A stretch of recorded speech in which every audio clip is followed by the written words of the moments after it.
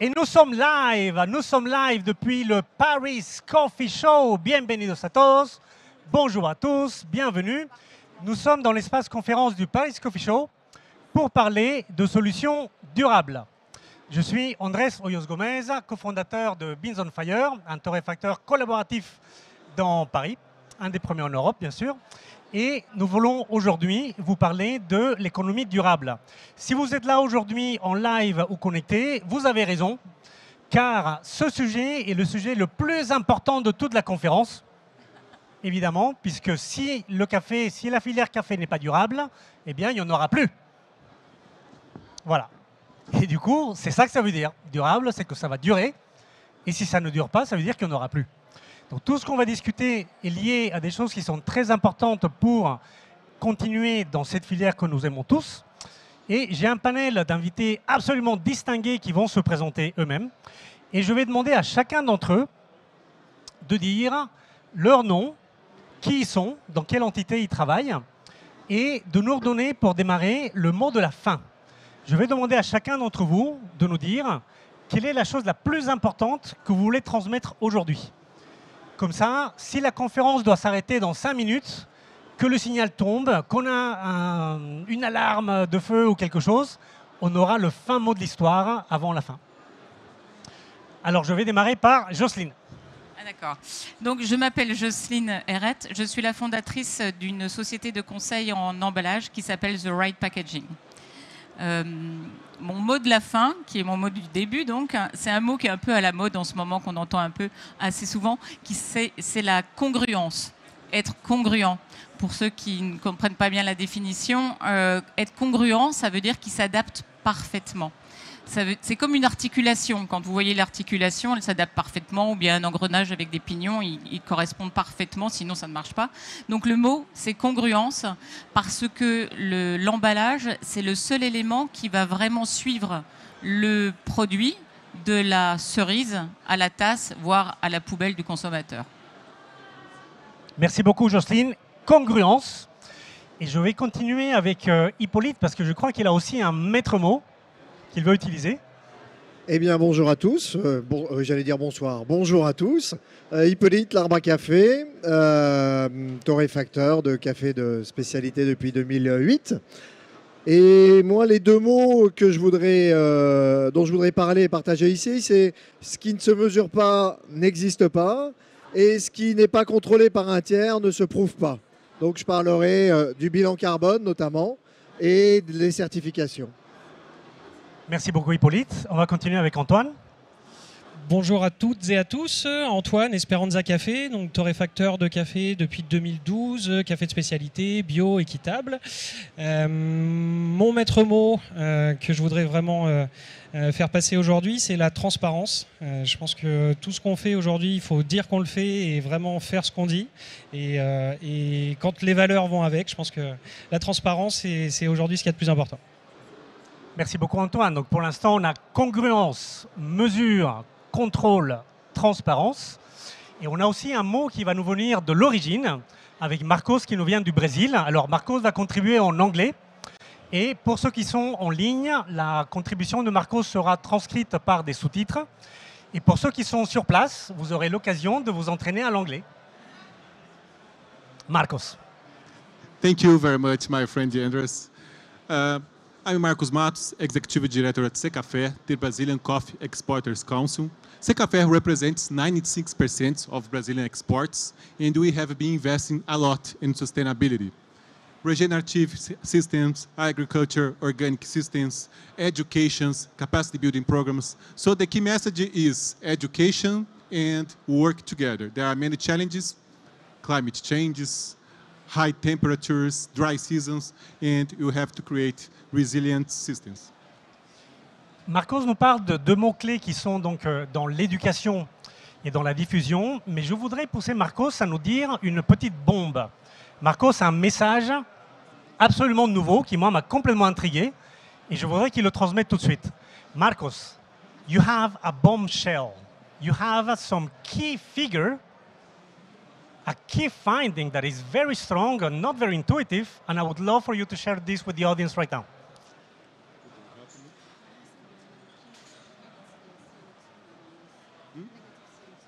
Negative. You got CO2. C'est une bombe à retardement. Okay, sorry for the language. Sorry, really sorry.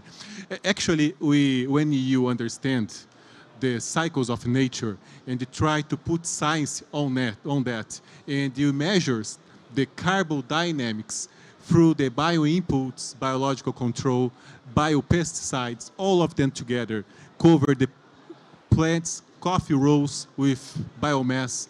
That's all of them. When you do that, we can reach a negative balance of carbon dioxide, carbon in coffee growing regions. Actually, we measure that in the production regions in Minas Gerais states. Minas Gerais represents half of Brazilian production, and we analyze the same clay percentage of the soil to compare certified system, not certified, irrigated system, not irrigated, mountains, cerrado, savanna, in flat environment, all of them together. And when we analyze the best agricultural practice, we can migrate for a system that is 1.6 tons of carbon negative per hectares to 10.7 tons of carbon dioxide per hectare year.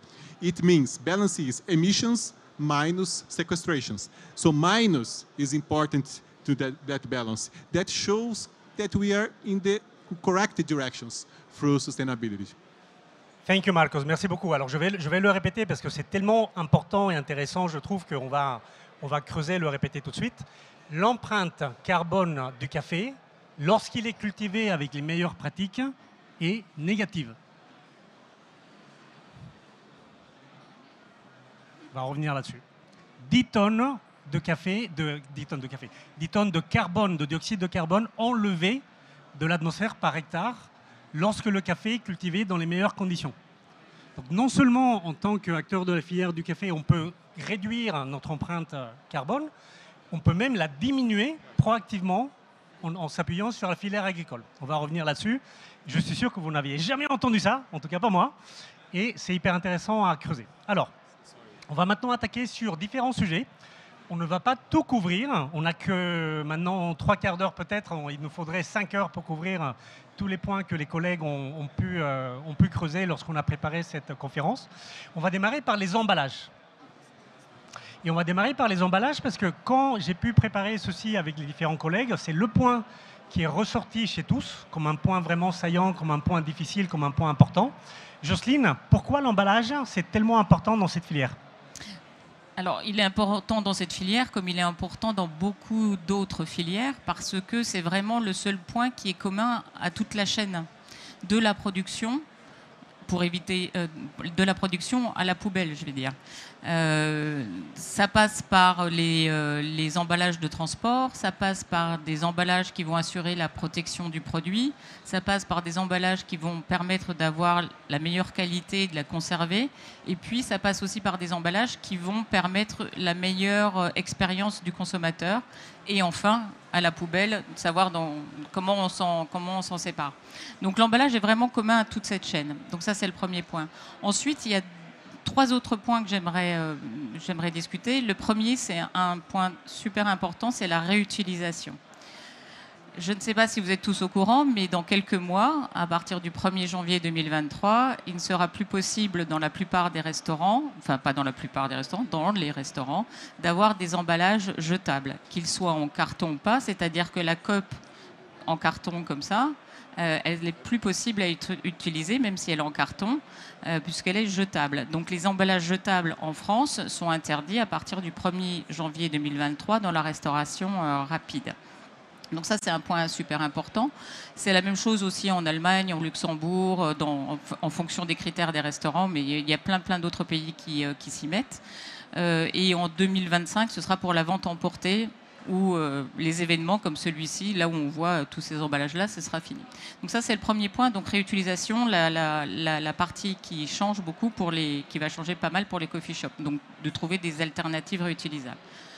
Le deuxième point, c'est quand on cherche des emballages recyclables ou réutilisables, etc., généralement, on ne sait pas trop quoi demander.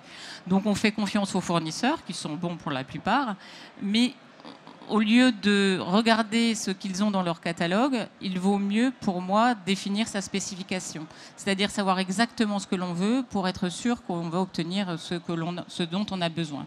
Et non pas piocher dans un catalogue pour savoir ce qui est disponible ou pas. Donc ça, c'est le deuxième point.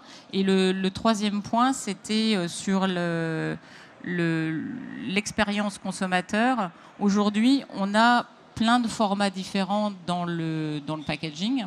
On a du vrac, donc on peut venir avec son propre contenant. On a les sachets plastiques, les sachets papier qui vont être plutôt pour des conservations courte durée. On a les fameux pods avec des pods qui sont biodégradables, enfin compostables, on va dire. On a des pods qui sont en aluminium, on a des pods qui sont réutilisables. Donc dans cet univers-là, comment est-ce qu'on fait pour s'y retrouver? Quels sont les meilleurs choix possibles qui nous sont proposés? C'est là où toute l'expertise packaging est importante parce qu'il est très facile de se tromper. Voilà. C'est un petit peu les 3 points dont je voulais parler en premier. Merci Jocelyne. Et du coup, regardons comment ça se passe côté acheteur ou côté utilisateur. Donc je me tourne vers Antoine. Est-ce que tu as trouvé la solution miracle? Alors la solution miracle pour l'emballage? Pour l'emballage. La solution qu'on utilise nous beaucoup maintenant, c'est le non-emballage justement, donc le vrac, en incitant fortement restaurateurs, épiciers à travailler en vrac, à se faire livrer leur café en vrac, en sachant que pour nous, il y a un vrai challenge, c'est le maintien de la qualité. Parce que sur les emballages, si on emballe des produits, c'est pour les conditionner, donc pour conserver leur qualité. Du vrac, on ne considère pas que ça soit conditionné ni emballé. Donc à nous de nous assurer que la rotation est suffisamment importante pour que le café ne reste pas trop longtemps dans son contenant. À nous d'inciter aussi par une forte consigne sur le vrac pour récupérer le contenant dans lequel on a livré. Et puis, pareil, en incitant nos clients à plutôt choisir ces solutions qui amènent quand même des complexités que n'apportent pas les produits emballés, en mettant moins cher le prix du café en vrac, plutôt que le paquet de 250 grammes, qui pour le coup va être beaucoup plus cher du fait de l'emballage et puis de l'activité de conditionnement aussi. Voilà. Donc le vrac. Le bon déchet, c'est celui qu'on ne crée pas. Voilà. Voilà. Donc l'idéal, c'est de pouvoir éviter l'emballage quand on peut, le plus possible. Hippolyte, est-ce que tu as trouvé la solution miracle pour ce qui est de l'emballage? Alors moi, je crois beaucoup au miracle, mais pas pour l'emballage, malheureusement. Non, on n'a pas trouvé la solution miracle. On essaye tous de faire au mieux. Effectivement, il y a plein de choses trappes. Donc, l'une des solutions, c'est effectivement de motiver le vrac, c'est effectivement d'augmenter les volumes emballés donc d'arrêter les micro-volumes, en tout cas pour les professionnels, et d'augmenter la quantité pour réduire le nombre de packaging. Nous, à l'Arbre à Café, on a opté pour un packaging, et je pense qu'on va justement revenir en arrière, qui était le mieux noté parce qu'il était justement quasiment biodégradable, etc., mais est d'origine végétale. Et la réalité, c'est quoi? Eh bien, c'est que quand on est en biodynamie comme nous, on a un emballage d'origine végétale fait avec des OGM en agriculture intensive en Californie. Et donc, en fait, on met du café qui est le plus vertueux possible au monde dans un emballage, en fait, qui est le moins ou qui fait le contraire de ce qu'on fait en plantation. Donc, c'est extrêmement compliqué. Et donc on est ravis qu'il y ait justement un petit peu des lumières et qu'elles soient partagées. Oui. Juste un petit point là justement sur les emballages compostables. À partir de janvier 2024, en France, on va devoir aussi chacun, vous et moi, recycler nos déchets bio-organiques, on va dire, les déchets organiques. Or, les emballages compostables ne pourront pas être mis et mélangés avec les déchets organiques. D'où la problématique de se dire est-ce que ça vaut le coup de vraiment investir aussi en plus dans des emballages compostables, même s'ils sont home compost, ils ne pourront pas être mis dans le bac de déchets organiques qu'on aura à la maison ou dans son appartement. Tu veux rebondir là-dessus ? Juste un point, depuis quelques années maintenant, on utilise une marque d'emballage qui s'appelle Biotray, qui pour nous était à peu près ce qui était le mieux en termes de conservation du café, donc de conservation de la qualité du café, et avec un impact faible au niveau écologique. Le souci, c'est que c'est un produit qui est à 60% compostable. Donc 60% compostable, qu'est-ce que ça veut dire? Ça veut dire qu'à la fin, il reste 40% de cette matière-là qui est dans le compost. Donc il faut venir trier à la main. Donc finalement, personne ne le fait. Parce que revenir retirer quelque chose de son compost, ça ne va pas arriver. Et du coup, ce n'est pas quelque chose de recyclable. Donc de temps en temps, on a des solutions qui paraissent très très vertueuses et qui finalement tombent complètement à côté de l'objectif de départ, quoi. Voilà. Et du coup, sur cette même problématique, allons 2 secondes à l'origine. Si on se tourne donc vers le Brésil, est-ce que la jute, c'est le plus organique et le plus durable qui soit? Yes, Andres. According to our statistics, last season, 21-22, we exported 40 million bags. 30% natural fibers, the juta, in its bag 6 kilograms.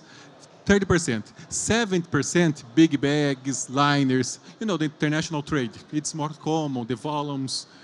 And for specific points, for specialty coffees, you can see paper, but not huge bags, 25 kilograms, 20 kilograms. But the whole volume in Brazil is natural fiber, 30%, and big bags, 70%. And Ms. Jocelyne brought us a lot of information regarding packaging. Et Jocelyne, du coup, est-ce que tu veux rebondir là-dessus? Sur le jute, sur la toile de jute, alors là c'est compliqué parce que la plupart du jute vient du Pakistan, n'est pas forcément cultivé, récolté dans de bonnes conditions. Il nécessite pas mal d'eau et de pesticides. Donc en fait, si on n'a pas une certification et si on n'a pas la traçabilité sur l'origine du jute, c'est compliqué. Donc ce ne serait pas mon emballage, même si ça fait naturel, et c'est vrai, ça fait joli, ça fait beau, on a l'impression que c'est top, mais ce n'est pas forcément ce qu'il faut faire. Et quand je vois tous les tote bags là, en toile de jute, je me dis, mais mon Dieu, les gens ne savent pas. Ils ne savent pas que ce n'est pas si écolo que ça. Et l'autre problématique, c'est si on ne prend pas du jute, qu'est-ce qu'on prend? Donc on repasse sur les grains pro, enfin les gros sacs en plastique, qui sont généralement des multicouches parce qu'il faut assurer de la conservation. Il ne faut pas que les graines de café vert, en tout cas, s'oxydent tout de suite. Donc on a des emballages qui ne sont pas recyclables. Qu'est-ce qu'on en fait? Donc là, ça peut être intéressant de temps en temps de travailler avec des associations, avec des organismes qui vont récupérer ces emballages-là pour en faire autre chose. Des bancs en plastique, des tables en plastique ou je ne sais quoi. Mais il y a des solutions qui existent, ou des jouets. Et du coup, je vais rebondir là-dessus sur l'aspect réutilisable, au sens où pour beaucoup des solutions qu'on discute ici, le sujet, en fait, c'est d'aller jusqu'au bout, de se préoccuper de chaque élément qu'on touche jusqu'au bout, comme tu disais, jusqu'à la poubelle ou jusqu'à la réutilisation, pour même éviter la poubelle, pour du coup, en fait, éviter les déchets en question. Alors, on n'aura pas abouti le sujet de l'emballage, on a plein d'autres sujets à traiter tout de suite. Est-ce que dans la salle, est-ce qu'il y a des questions que vous voudriez poser à nos panélistes sur l'emballage, spécifiquement sur l'emballage? Ils sont experts, tout le monde sait. Morgane, une fois, 2 fois, Morgane.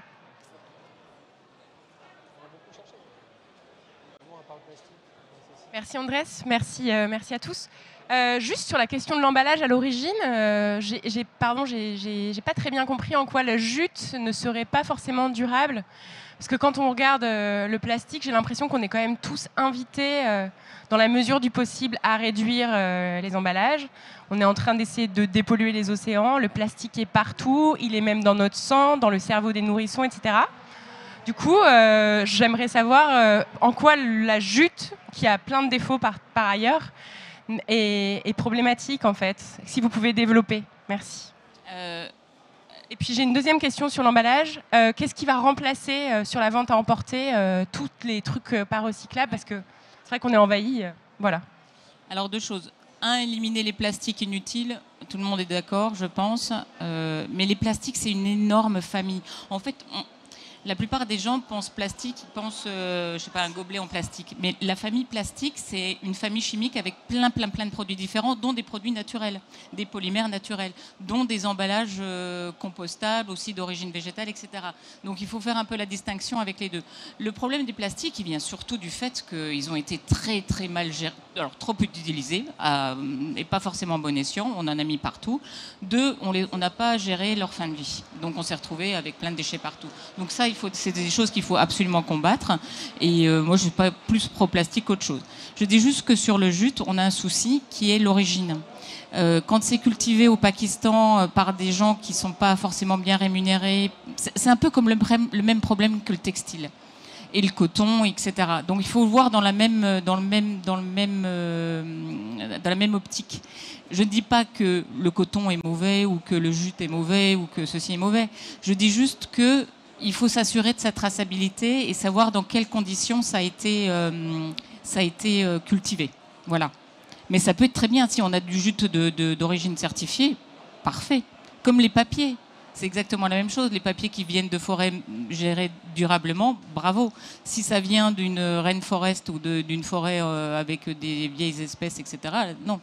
Voilà, c'est un peu la même problématique. Et sur le deuxième point, emballage réutilisable, quand en 2023, c'est déjà le cas, enfin ça va être le cas pour le Luxembourg, 2023, ça va être le cas pour certains restaurants en Allemagne.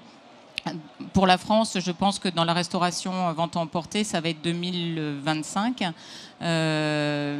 Les solutions qui vont s'offrir à nous, c'est soit je viens avec mon propre contenant, comme en Australie, je viens avec ma cup, ou alors j'ai une consigne.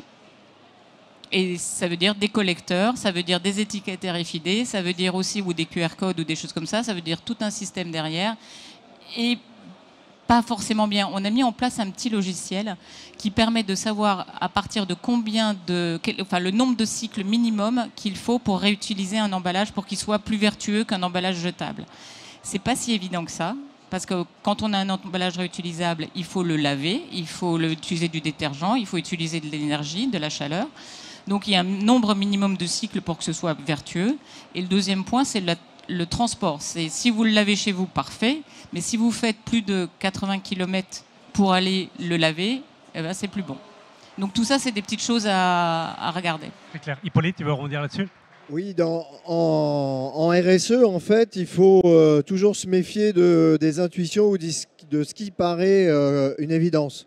En fait, le plastique, en termes d'émissions et en termes d'écologie, est souvent bien plus vertueux que beaucoup d'autres emballages. Par exemple, c'est bien plus vertueux, si on prend la cosmétique, d'avoir un emballage en plastique qu'un emballage en verre, qu'un emballage en aluminium. Le bilan carbone est bien meilleur dans le plastique. Ça dépend de quel plastique. Et donc le problème fondamental du plastique, c'est son déchet, l'aspect recyclable. Et vous voyez ici plein de sachets sur lesquels il y a écrit recyclable. Ils sont recyclables, chouette, jamais recyclés. Il n'y a pas de filière. Pareil pour les capsules. Okay. Capsules aluminium, oh là là, c'est pas bien. Capsules biodégradables qui ne sont pas dégradables, parce qu'elles doivent être, même quand c'est home compostable, ça doit répondre en fait à des conditions de compost que vous pouvez très peu répliquer chez vous. Donc même des marques fantastiques comme les Coteaux Nantais, par exemple, je ne sais pas si vous connaissez, qui est un verger en biodynamie, ils ont des sacs hyper fins pour leurs pommes, home compostables. Je les composte tous. À la maison, à l'arbre à café, on a un compost pour la matière organique aussi. Eh bien, il y en a 1 sur 2 qui ne se composte pas parce que ce n'est pas dans les bonnes conditions. Les capsules, jamais on a réussi à en composter une à l'arbre à café. On en achète tous les 2 mois, jamais elles ont réussi à être compostées. Donc il faut un petit peu regarder, aller au-delà de l'intuition, au-delà et bien comprendre où sont les cliquets et les erreurs, où se situe le problème en fait à chaque fois. Et donc j'en reparlerai tout à l'heure sur la mesure justement des émissions et du bilan carbone ou de ce qu'on appelle l'ACV, donc l'analyse de cycle de vie qui permet justement de pointer les endroits où le bas blesse. Excellent. Alors on arrive doucement à ça, mais j'aime beaucoup en fait Hippolyte que tu emploies le mot de intuition. Parce qu'un des points qui était vraiment pas intuitif dans la préparation de cette conférence, c'est le bilan carbone à l'origine de la culture. Et donc, je voudrais passer le mot à Marcos maintenant pour parler d'agriculture. et nous dire en fait, parmi toutes ces bonnes pratiques agricoles que eux mesurent comme étant négatives, qui permettent d'arriver à une empreinte négative de la culture du café, parlons notamment des bio-inputs, biodynamie, bio-input. C'est quoi les éléments les plus avancés en matière de biodynamie et comment est-ce que ça permet de réduire l'empreinte carbone au point de la rendre négative? Okay. In European Union, Brazil and USA, I think nowadays we are looking for a better environment to facilitate the use of bio-inputs, biofertilizers, biological control, and biopesticides. I prepare presentations that I would like to send if everybody wants to see a little bit better the concrete actions. For us in agriculture, residues is part of a solution. In coffee processing, post-harvesting, the first processing after harvesting, there's a lot of residues in a mountain of volumes, coffee straws, coffee husks, and there are a lot of nutrients inside, nitrogen, phosphorus, and potassium. There's a good research that combines fertilizers and that kind of bioinputs. And nowadays we are testing microorganisms inside that biomass to promote the coffee growing, more productivity and quality of beverage. It's a good example, and increase carbon in the soil. That's a good, interesting technique.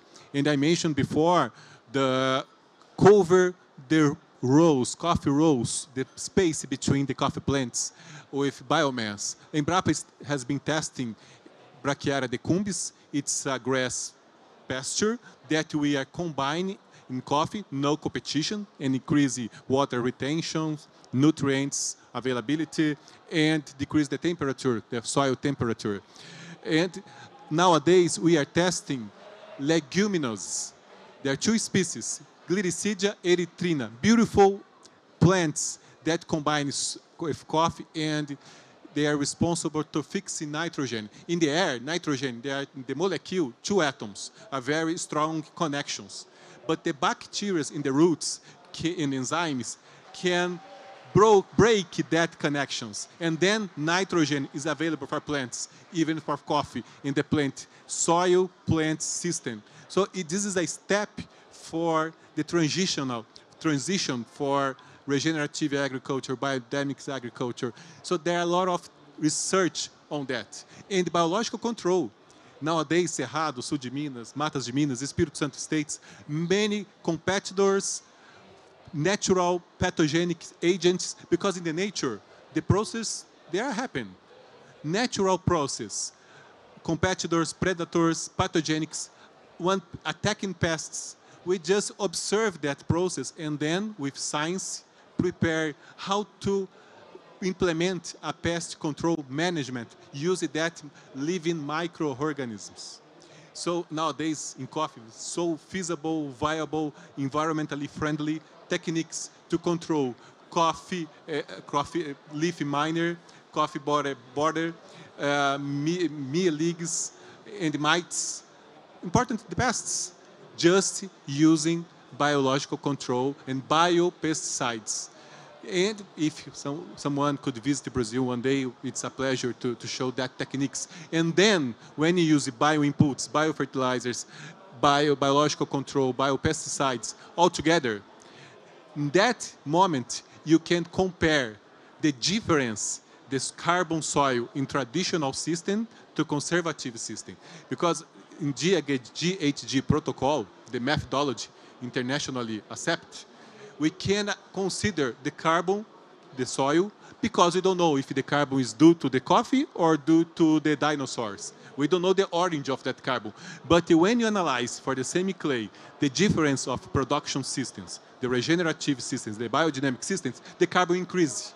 And that difference, that gap, that we can consider in the balance. And then we can reach 10.5 tons of carbon dioxide negative per hectare. That's the solution. And coffee can be an agent for mitigate climate changes. Ça, c'est un résultat extrêmement impressionnant. Je voudrais élaborer sur 1 ou 2 points sans tout retraduire. Mais le principe essentiel, c'est que quand ils travaillent les terroirs des plantations de manière à avoir uniquement des inputs biologiques ou des inputs même qui viennent de la ferme elle-même, non seulement, en fait, on ne produit pas de carbone excédentaire, mais la Terre fait ce qu'on appelle une séquestration, ça veut dire qu'elle absorbe encore plus de carbone de l'atmosphère. Au point que, multiplié par 10, en fait, la Terre, elle devient vraiment nette en absorption de carbone. C'est extrêmement impressionnant, je dirais. Hippolyte, comme tu mentionnais en fait que tu travailles aussi comme producteur au Pérou, qu'est-ce que tu observes comme lien entre biodynamie, permaculture, bio-input et l'amélioration du bilan carbone de ta fenêtre? L'un des drames de la... Alors il y a un oxymore qui est tout à fait plaisant, c'est biopesticide. C'est drôle, hein. Donc on va essayer de dépasser un petit peu les oxymores justement et de montrer qu'il y a quand même des contradictions létales pour nous-mêmes, pour le sol, qui sont assez fortes et qui sont notre quotidien. Donc qu'est-ce qui se passe en fait? Ben oui, en fait, en créant de la matière organique, on sauve le monde. D'accord? On estime effectivement qu'il suffirait de recouvrir de 2 cm le monde entier de matière organique, d'humus, grosso modo, donc de la matière organique dégradée, pour sauver le monde. C'est quand même génial, hein, pour séquestrer le carbone, justement. Comment est-ce qu'on fait? En fait, il y a des agricultures qui sont ultra performantes dans la création, justement, de la matière organique et dans la création de l'humus, donc la dégradation de la matière organique. C'est quoi ces agricultures? Ce qui est génial, c'est qu'il y en a plusieurs. Donc ce sont les agricultures dites biologiques, sans tuer justement, ou en tuant au minimum, puisque vous allez avoir besoin de l'ensemble de ces micro-organismes et d'enrichir justement la terre en micro-organismes pour favoriser la décomposition de cette matière organique. Donc aujourd'hui, on a quoi? À l'Arbre à Café, nous, on est pionniers en biodynamie, et dans ma ferme, effectivement, dans notre ferme, Finca Mariposa au Pérou, on est en biodynamie. Donc qu'est-ce qu'on a fait? En fait, on mixe les agricultures et les techniques pour apporter quoi? De l'ombrage diversifié. Pourquoi est-ce qu'on apporte de l'ombrage diversifié? Tout simplement pour enrichir les interactions dans le sol. Vous savez qu'il y a des systèmes racinaires qui sont plus grands que la canopée, avec des milliers, des milliards en fait, de micro-organismes qui travaillent et qui favorisent le sol. On utilise aussi de l'agroforesterie diversifiée parce que les feuilles qui vont tomber vont se mélanger et vont déposer chacune des minéraux différents. Donc on va essayer de choisir justement les variétés d'arbres pour leurs différents apports. Si vous êtes en monoculture, vous arrivez comme si vous mangez, je ne sais pas, que du riz, grosso modo. D'accord? Donc vous ne nourrissez pas la terre, vous le déséquilibrez complètement, justement, ce cycle naturel de dégradation et de nourriture du sol. Et ensuite, vous avez effectivement la création de compost. Donc aujourd'hui, il est prouvé, par exemple, que le compost en biodynamie est le plus performant, c'est-à-dire celui qui a la plus grande vitalité. Alors, donc on utilise ce genre de compost et on utilise effectivement, dans le vin on le fait depuis longtemps, en agroécologie on le fait depuis longtemps, des cultures interstitielles, c'est-à-dire entre les rangs, donc des légumineuses, de la banane, du citrus, etc. etc., etc. Voilà. Et la force de la biodynamie, c'est qu'effectivement on va avoir ce qui s'appelle des préparats qui potentialisent, qui augmentent l'efficacité en fait des micro-organismes. Et nous, on appelle ça en fait une salutogénèse. Salutogénèse, ça veut dire quoi? Ça veut dire qu'on renforce en fait la capacité. Salutogénèse. Ça veut dire qu'on renforce la capacité de la plante, mais en fait de la plantation, à se générer une bonne santé. Et donc, on n'a plus besoin des pesticides. Super clair, Hippolyte, merci. Antoine, depuis United Roasters, je crois que ça s'appelle votre groupement, n'est-ce pas, d'achat? Roasters United. Roasters United, pardon, Roasters United. Quelle est votre perception du sujet? Est-ce que la biodynamie, par exemple, c'est un sujet explicite, c'est un prérequis minimal? Comment vous travaillez là-dessus? Alors au sein de Roasters United, donc c'est un groupement de torréfacteurs. On est à peu près une vingtaine en Europe, donc à s'être mis ensemble et à s'être regroupés sur des valeurs. pour pouvoir acheter ensemble auprès des producteurs et uniquement des groupements de petits producteurs organisés en coopérative, et ce qui nous permet d'aller traiter directement avec eux. Et c'est là que se joue un peu toute la magie de tout ça.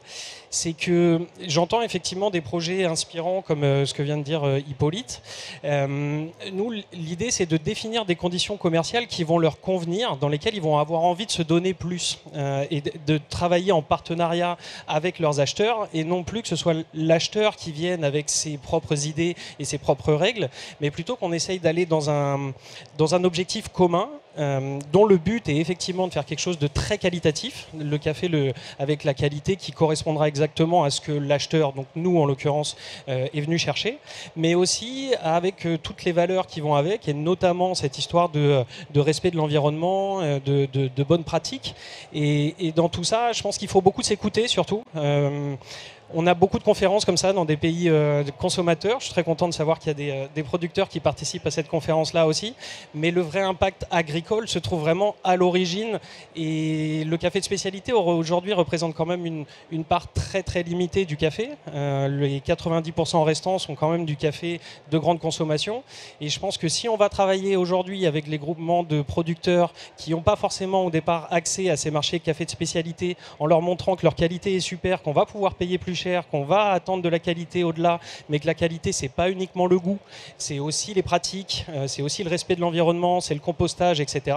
Ça nous permet de mener des super projets avec eux, notamment sur des achats de conteneurs qu'on fait avec eux. On leur demande quels sont les projets qu'ils veulent mettre en avant, et c'est pas nous qui arrivons en disant vous devriez faire ci ou vous devriez faire ça, mais par contre, on va orienter nos subventions sur les projets qui vont nous intéresser, mais de leur propre volonté au départ. Typiquement, je pense à justement une entité de compostage qui a été financée par ce type d'achat-là en Éthiopie. C'est une volonté première des producteurs, des habitants et des producteurs de la région, ce qui veut dire qu'ils vont forcément s'impliquer d'autant plus que si on leur avait dit de le faire. Et je pense que ça passe d'abord par là, par la volonté, par la transparence, par l'échange, et on ne peut pas non plus arriver avec nos prérequis si on ne leur donne pas ce qu'eux veulent en échange. Et on sait qu'aujourd'hui, le café est rémunérateur dans les pays consommateurs et beaucoup moins dans les pays producteurs. Donc de leur donner une rémunération suffisante pour qu'ils s'approchent de nos problématiques, je pense que c'est déjà un bon début et une bonne base pour travailler sur le sujet. Super clair et très beau complément, parce que ça met l'emphase aussi sur le rôle qu'on a, nous, au sens des pays consommateurs et des torréfacteurs, à jouer là-dessus. Une question de la salle. Est-ce qu'il y a quelqu'un qui voudrait poser une question sur le sujet agriculture, biodynamie? Attention, il y a 12 plantations dans le monde qui sont officiellement en biodynamie, hein. Donc c'est une pratique agricole qui est extrêmement réduite. Vous en avez d'autres, agriculture syntropique, etc. Mais voilà, ça correspond à... Il y a une grammaire, on va dire, biodynamique. Je vais revenir à ça quand on parlera des labels et des certifications. Qu'est-ce qu'on a étiqueté ou pas comme étant bio-organique, etc. Et je voudrais donner l'opportunité à quelqu'un d'autre que Morgane, même si je t'adore, Morgane. Est-ce que... Voilà, monsieur. Quelqu'un d'autre, un micro? Oui, bonjour. On a suivi plusieurs conférences pendant ces 3 jours et on a parlé de la rémunération des producteurs. La biodynamie, on la connaît aussi chez nous dans d'autres secteurs. C'est des systèmes qui se mettent en place. Est-ce que des producteurs dans des pays où la rémunération n'est pas facile peuvent se rémunérer sur des productions en biodynamie? Voilà.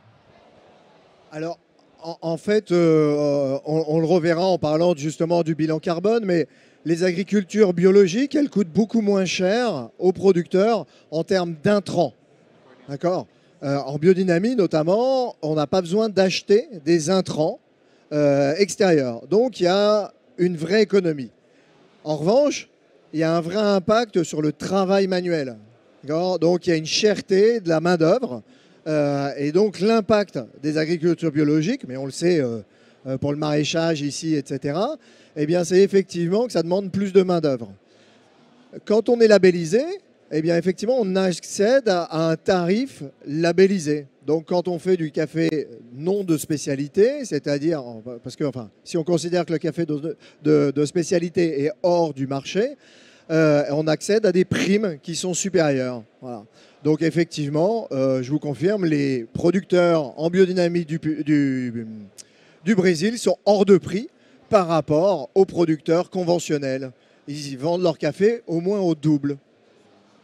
Antoine, tu veux Je revenir voulais là-dessus? juste rajouter quelque chose là-dessus. C'est un peu l'état d'esprit dans lequel on travaille avec Roasters United, où on travaille avec un nombre limité de producteurs. Et donc, on focus nos volumes sur ces producteurs-là. Et donc, forcément, plus ils en vendront, plus ce sera rémunérateur pour eux. Et nous, on a toujours eu cette volonté-là de se dire que voilà, plus on en vendra, plus on en achètera. Et si on garde tout ça dans un cercle vertueux, oui, tout le monde sera rémunéré là-dessus. Une autre question?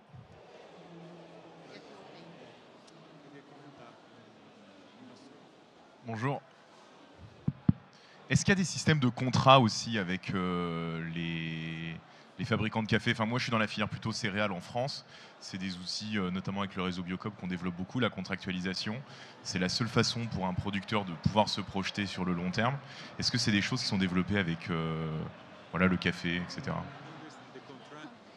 Des contrats dans la durée, c'est ça? En France, on fait des contrats sur 3 ans, des périodes triennales, parce qu'autrement... c'est impossible de prévoir des investissements agricoles importants, en biodynamie notamment. Voilà. Je te laisserai peut-être répondre sur le fait qu'il existe ou non des contrats. En tout cas, nous, ce contrat, il est moral. Depuis 2012, on ne travaille qu'avec les mêmes producteurs et c'est dans ces conditions-là, quand je parlais de conditions qu'on définit avec eux. Alors bon, ils ont signé, on a signé. Qu'est-ce que vaut un contrat de nos jours si on ne retourne pas acheter? Ils ne nous vendront pas de café. Mais pour autant, c'est dans ces conditions-là qu'on a fixé ça dès le départ. De dire effectivement, on va payer plus cher avec des volontés peut-être plus fortes que d'autres acheteurs. Mais surtout, assurez-vous qu'on va travailler avec vous dans le long terme. Voilà. Alors oui, il existe des contrats effectivement qui sont passés, tous les importateurs, je ne sais pas s'il y en a là, ont des contrats avec des coopératives, etc. En général, c'est triennal ou quinquennal, qui posent des sacrés problèmes quand il y a des hausses brutales comme cette année, puisque personne n'est capable d'honorer les contrats, dans le sens où les coopératives ont eux-mêmes des contrats avec les producteurs, et les producteurs ne livrent pas le café aux coopératives ou aux acheteurs, parce que s'ils le vendent à côté, aux middlemen qui viennent de se mettre en place et vont le vendre sur d'autres marchés, eh bien ils le vendent beaucoup plus cher. Donc le contrat, il est super parce qu'il donne du long terme, mais effectivement à l'arbre à café, eh bien nous, la moyenne de partenariat avec nos producteurs, on existe depuis 12 ans, eh bien c'est 8 ans aujourd'hui. D'accord ? Donc on a ce contrat qui est effectivement un contrat moral, c'est-à-dire que la question ne se pose pas. Et je voudrais dire que c'est très très engageant.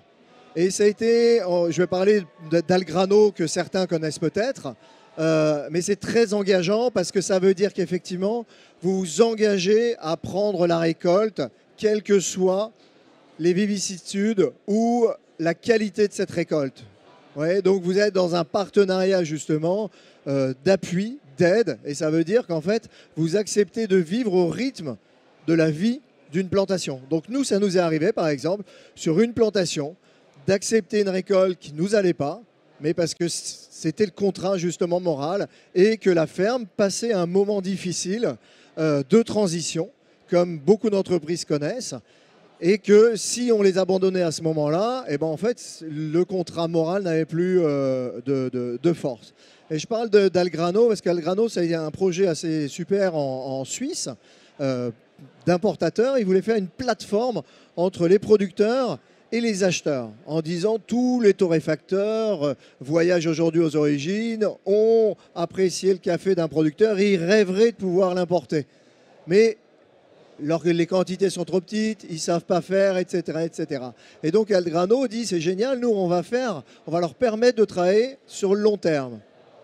Qu'est-ce qui se passe? Algrano va très bien. Sauf que, je crois, enfin, si c'est 10, si ce n'était pas 30, c'est 10, ou on met une minorité de leurs acheteurs achètent aux mêmes producteurs tous les ans. C'est-à-dire que, en fait, cette notion d'engagement qui correspond aux valeurs connues d'Esperanza et de l'arbre à café, eh bien, elles sont ultra minoritaires. Et je voudrais simplement rester sur ce point, parce qu'on parle beaucoup du niveau de rémunération, mais la continuité est aussi importante de voir plus à rémunération correcte, puisque c'est ça qui permet aux fermiers en réalité d'investir, de construire, de comprendre un peu ce qu'ils peuvent faire ou pas et d'évoluer dans la durée. Alors il nous reste 2 sujets ultra chauds. Alors on va essayer d'aller au grain, n'est-ce pas, là-dessus. Bilan carbone. Hippolyte, est-ce que tu as un bilan carbone? Si oui, pourquoi? Et si oui, combien? C'est combien ce bilan carbone? Alors, à l'Arbre à Café, nous, on a décidé assez tôt de nous engager. En fait, c'est à la fondation même de l'Arbre à Café, c'est de mettre la qualité gustative au même niveau que la qualité sociale et environnementale. Donc, on est ce qu'on appelle une Native Impact Company. Native Impact Company. Et pour ce que je disais, on a 2 valeurs, c'est la mesure et le contrôle. On entend beaucoup dire non mais je connais le producteur, tu sais. Non, ou mon producteur n'a pas les moyens d'avoir une certification. What the fuck? Le producteur, il a les moyens de qui? De l'acheteur. D'accord? Et Biocop le sait bien. D'accord? Si vous, en tant qu'acheteur, vous avez des producteurs qui n'ont pas les moyens de se payer une certification, c'est qu'il y a un problème. Je rappelle simplement le prix d'une certification. Bio, c'est entre 800 et 1800 €. Un container, c'est 18 tonnes. Vous faites le calcul? Ouais, très bien. Donc, tous les producteurs doivent avoir les moyens de se payer une certification. C'est assez simple. Donc, c'est ce qu'on a fait à l'Arbre à Café. On est allé jusqu'à payer des certifications à des moments donnés, justement, de l'histoire de producteurs. Qu'est-ce que l'on a fait, nous, pour comprendre un petit peu et dépasser, justement, nos intuitions en disant, bah, où est-ce qu'on va appuyer? On a fait ce qu'on appelle un bilan carbone. Un bilan carbone, vous en entendez. Un bilan carbone, attention, et c'est peut-être la distinction, justement, avec des chiffres un petit peu trop beaux parfois. Vous avez différents scopes. Vous pouvez le faire sur l'amont et décider ou non de le faire jusqu'à la consommation. Et ça veut dire quoi? À l'Arbre à Café, on a décidé de le faire jusqu'à la consommation, c'est-à-dire que vous intégrez dans votre bilan carbone, par exemple, l'énergie qu'il faut à vos clients d'aller chercher le café dans votre boutique. Okay? Et donc, l'énergie qu'il faut pour allumer, chauffer votre boutique, etc. Et puis, l'énergie qu'il faut pour que votre consommateur fasse le café chez lui. Okay? Ça s'appelle le scope 3. Donc, regardez un petit peu sur les bilans carbone que vous voyez. Il y en aura de plus en plus, heureusement, si ça va jusqu'au scope 3 ou non. Donc, le bilan carbone, qu'est-ce qu'il dit dans le café? Il dit des choses tout à fait étonnantes. D'accord? Très, très étonnante. C'est que le local, être locavore, c'est absolument fantastique. Pourquoi? Eh bien, pour la dynamisation du réseau local, de la vie sociale. Mais en termes d'impact environnemental, eh bien, c'est rien du tout. Rien du tout. Biocop va confirmer. Il faut mieux consommer une carotte biologique qui vient du Pérou par bateau qu'une carotte qui vient de Sologne en agriculture conventionnelle. Pourquoi? Parce que l'agriculture, c'est le 2e poste d'émissions de gaz à effet de serre, donc de CO2 dans le café. Le 2e, ça ne dépend pas que du café. Je pense que tous les produits alimentaires ont le même effet. D'accord? Le 1er poste, c'est quoi? C'est la consommation. C'est-à-dire, c'est là ce qui nous concerne. Nous, là, en train de buveurs de café. D'accord? Et à l'Arbre à Café, on est toujours extrêmement choqués d'entendre des choses, même de la part de l'ASCA, qui a proposé justement une synthèse des bilans carbone pour dire, OK, si vous voulez compenser, vous êtes un torréfacteur lambda, vous pouvez compenser parce qu'on vous dit, en fait, à combien de CO2 correspond votre café ou le café en général. Et donc, ils montrent, dans leur super PowerPoint, ils montrent les 2 impacts, en disant les 2 postes, en disant c'est l'agriculture et c'est la consommation. Slide suivante, que j'ai transmis à Andrés, what we can do. Fantastique. Yeah. Il ne parle que de quoi? De la consommation. Comme si, en agriculture, on ne pouvait rien faire.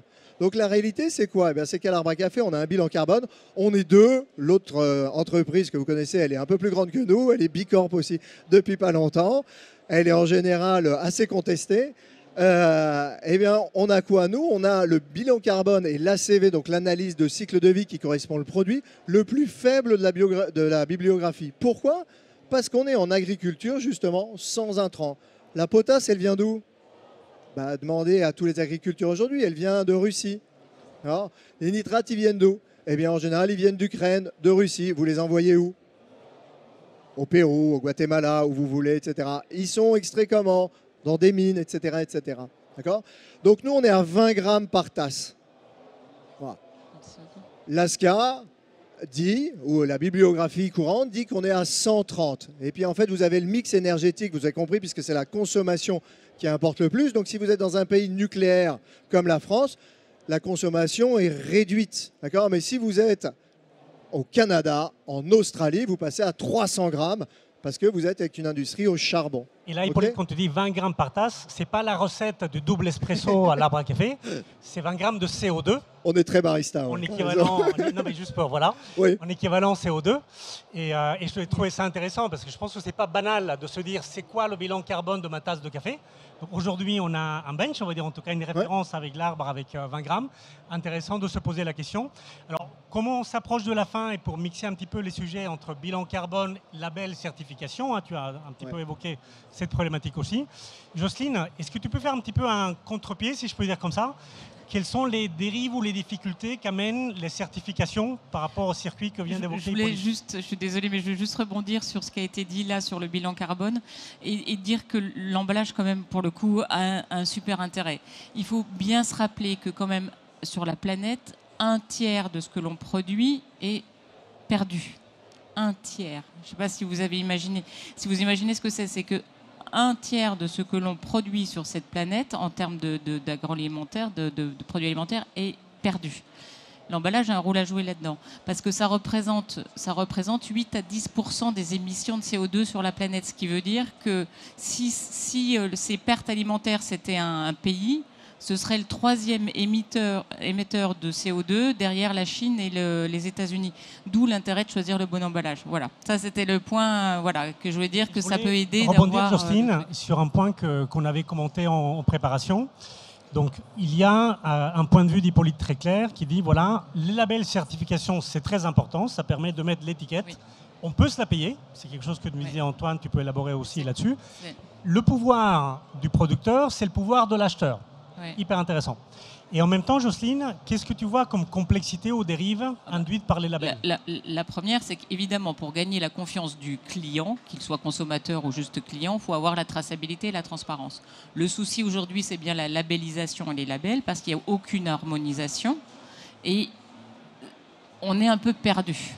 Donc ça, pour moi, c'est vraiment un gros problème. Il y a plein de certifications différentes pour les emballages. Alors, on ne pense même plus sur justement comment mettre à la poubelle son emballage, les pictogrammes, les machines. Il n'y a pas d'harmonisation même au niveau européen. Donc c'est très compliqué. Et pourtant, justement, cette labellisation, cette certification, il faudrait bien en avoir une à un moment qui puisse justement nous dire, nous, consommateurs ou acheteurs, voilà, j'ai confiance. Et peut-être que les blockchains, c'est la discussion qu'on avait tout à l'heure, peut-être que les blockchains sont la solution de la parcelle cultivée à la tasse du consommateur. Antoine, de ta fenêtre, comment tu vis? C'est important le label, on peut se le payer si l'acheteur peut le payer, et en même temps, c'est un peu le bazar dans la multiplicité de labels, etc. Comment est-ce que vous trouvez votre équilibre chez Esperanza? C'est ça. Depuis 2012, création d'Esperanza Café, la volonté a vraiment été de se labelliser tout de suite, bio et équitable. Au début, dans le monde du café et autres, on nous regardait peut-être un petit peu comme des hippies ou autres. Ensuite est arrivée cette grande confiance dans les labels, et là ça a été exponentiel, tout le monde voulait du bio. Et là, on est rentré vraiment dans une sorte de méfiance où le label aujourd'hui, j'entends beaucoup ce discours-là. Certains producteurs pourraient être en bio, mais ne pas pouvoir se payer le label. J'allais sortir à peu près le même argumentaire, et je suis très content de l'entendre. C'est pas la certification qui coûte cher, c'est pas le label qui coûte cher, c'est le fait d'être réellement en bio. Il y a moins de rendement, forcément. Il y a une organisation qui est complètement différente. Il y a une administrative qui est très lourd aussi. Le fait de payer le label à la fin, c'est très anecdotique dans la transition en bio. Donc moi je pense que c'est vraiment une question de volonté et de faire, et qui effectivement en dehors des labels, aujourd'hui on pourrait raconter n'importe quoi. à l'intérieur des labels, le souci, c'est la multiplication des labels. Et quand on discute encore une fois avec les producteurs, parce que c'est vraiment toujours aux producteurs qu'il faut penser, ils voient arriver des acheteurs qui ont des marchés sur lesquels ils vont devoir être labellisés. C'est notre cas. On distribue dans certaines enseignes qui demandent des certifications. Donc nous, on joue le jeu des certifications. Mais d'autres acheteurs vont arriver avec d'autres demandes. Et donc un producteur, il doit se faire labelliser par différents organismes de certificateurs. Et au bout d'un moment, ça devient un poids lourd en organisation. Toujours pas plus que ça en argent, parce que je ferai le même constat. Je pense que ce qu'il faudrait travailler, c'est le cahier des charges. À l'intérieur des labels, on doit pouvoir travailler pour que ça se rapproche le plus possible de notre volonté. Mais encore une fois, en travaillant main dans la main avec les producteurs pour qu'ils comprennent ça, qu'on avance dans le même sens, qu'ils aient envie de ça. Au lieu de comprendre ça, on a l'impression que c'est moi qui viens leur expliquer. Pas du tout. Au contraire, il faut qu'on avance ensemble dans ces sujets-là. Pas de multiplication des labels, mais des labels s'il vous plaît, et de la confiance dans ces labels, et puis retravaillons le cahier des charges si besoin. Mais tu me parlais de mal nécessaire, et je t'avais répondu mal, je dirais pas. Nécessaire, oui. Très clair, voilà. Très clair, très clair. Et du coup, revient comme colonne vertébrale cette notion d'intégration en fait avec les producteurs, parce que du moment qu'on a la continuité, on peut aussi s'entendre sur le cahier des charges, sur les labels qu'on veut suivre, aligner les prix en conséquence, etc. Pour mieux dire ça depuis l'origine, je vais me retourner vers Marcos. Labels, certifications, does it help? Is it a problem? What is your perspective from the origin? So for me, it's a controversial subject. There's always a positive aspect and negative aspects. For positive, there are many labels. For social subjects like fair trade, for quality, for sustainability, a lot of them. In Brazil, just to know, to contribution to the debate, the statistics, 20% of Brazilian exports, the green coffee, are differentiated coffee. For those quality and sustainability seals, a kind of certifications, many certifications, 20%.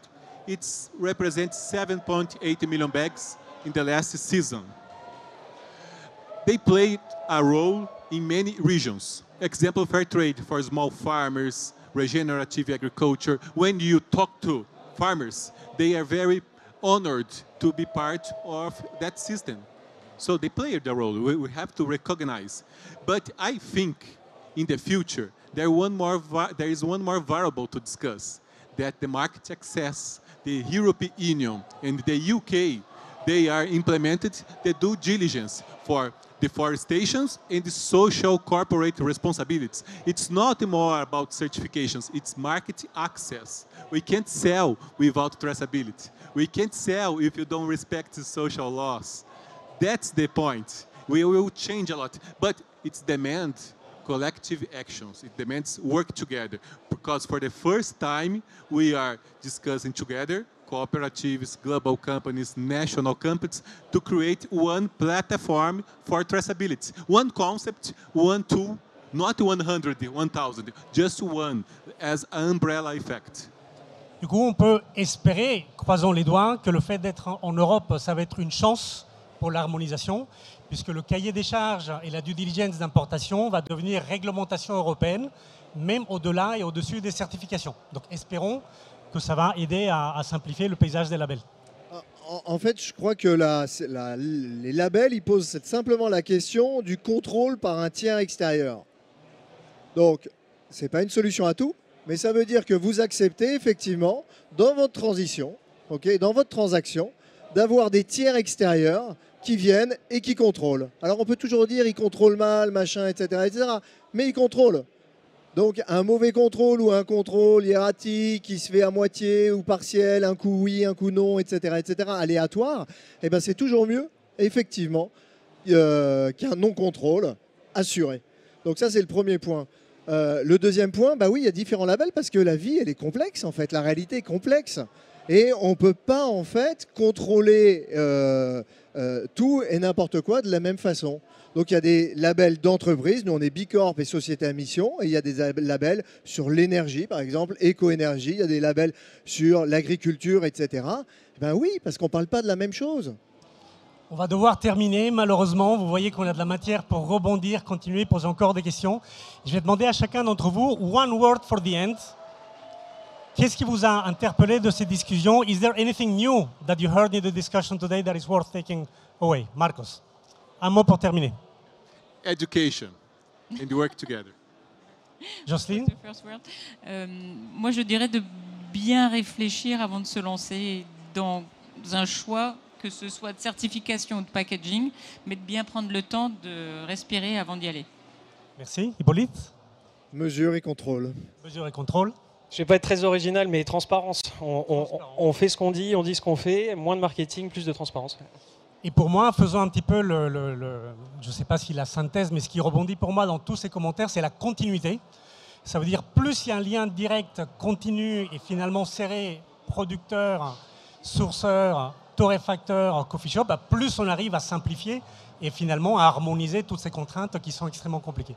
Merci beaucoup à tous, merci aux participants, Merci à toi. merci au live, merci le monde, bonne suite de Coffee Show.